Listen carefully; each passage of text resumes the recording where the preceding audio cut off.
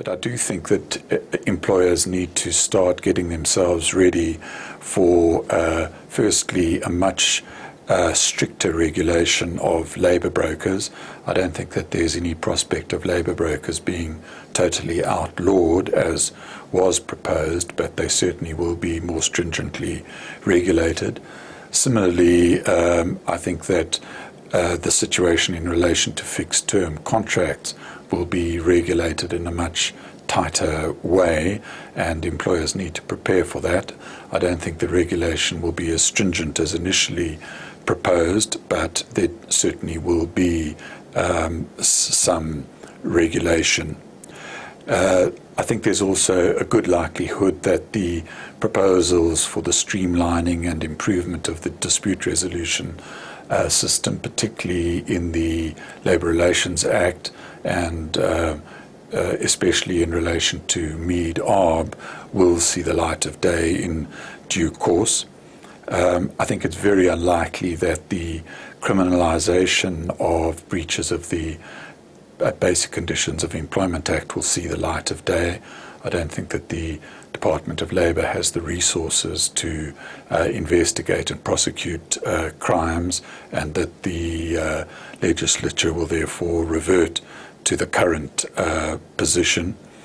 There may be some small increases in the fines for breaches of the Employment Equity Act, but I don't think that those will be dramatic.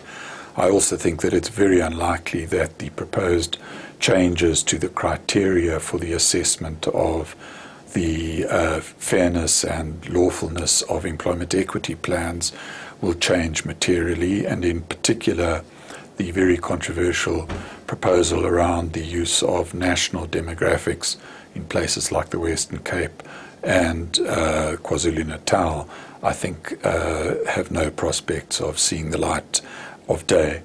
I also think it's very unlikely that the restrictions on the employment of foreigners will come through in anything like the radical form that they were proposed. There may be some restrictions in some areas, but I don't think the restrictions that that employers feared will see the light of day. So overall, I think a lot of the alarm that was caused by the promulgation, or not the promulgation, the publication of the amendments in December, although warranted at the time, now appear not to be well-founded, and that hopefully we'll get amended legislation which is constitutional, which takes into account the government's regulatory impact assessment, which takes into account the Decent Work Programme, and is more or less in line with conventional labour law practice across the developed world.